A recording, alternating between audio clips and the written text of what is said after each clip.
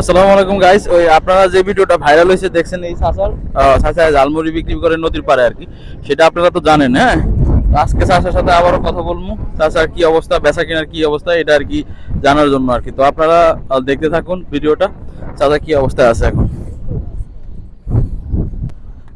আসসালামু আলাইকুম, ভালো আছেন আপনি? আজকে আপনার বেচা কেনার কি অবস্থা? ভালো। কয়টা বাজে আসছেন? তিনটা। হ্যাঁ, তিনটা। 3টা বাজে। হ্যাঁ, আজকে সারাদিন কয়টায় বেচা কিনা করছেন? পর্যন্ত অনুমানিক 500-600। 500-600। 500-600 টাকা বিক্রি করছেন। কালকে কালকে কি আসছিলেন? না, কালকে আসি নাই। তো কালকে কেন আসেন নাই? আসি না মানে বৃষ্টির কারণে। বৃষ্টির কারণে? কালকে কই বৃষ্টি, এরকম একটা বৃষ্টি হয় নাই তো। না হইলো মানে যে বৃষ্টি যেরকম আছে মানে এরকম আমার দোকান। আপনি কি জানেন আপনার এর আগের ভিডিওটা যে ভাইরাল হয়েছে ফেসবুকে? না, এটা জানি না। জানেন না? জানি না। ওনার আগের ভিডিওটা ভাইরাল হয়েছিল, তো আপনারা দেখছেন। এখন উনি এমনও ঝালমুড়ি বিক্রি করতেছে এখন ওই সেম জায়গায়। তো ওনার যে নমাজের ভিডিওটা আপনারা দেখছেন, ওটা ভাইরাল হয়েছে আর কি। তো এখনো উনি ঝালমুড়ি বিক্রি আজকে 500-600 টাকার মতো বিক্রি করছেন, তাই তো? তো এখন কিরকম বুঝতেছেন যে আজকে কিরকম বিক্রি হইতে পারে?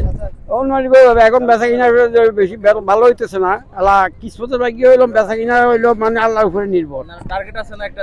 টার্গেট আছে অনুমানিক মানে 1000-1200 টাকা হবে।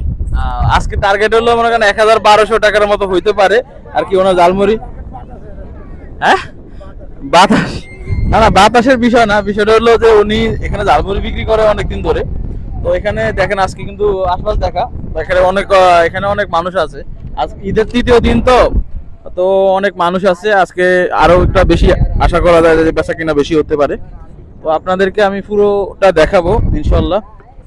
তো এতটুকুই আজকে ভিডিও। আমি আপনাদেরকে সামনে দোকানগুলোর বিষয়টা একটু দেখাবো আর কি। তো এখানে এতটুকু নদীর পাড়ে কিন্তু অনেক মানুষ আসছে আজকে, যেটা না বললেই নয়। আপনারা দেখতেই পাচ্ছেন হিউজ পরিমাণ মানুষ। আর অনেক মানুষ এখানে আসে যায় মানে ঘুরে, যেটা। আর এখানকার দোকানদার গুলা বলতেছে যে বৃষ্টির কারণে অনেক ক্ষয়ক্ষতি হয়েছে, যাদের বেচা কিনা খুব কম এখন।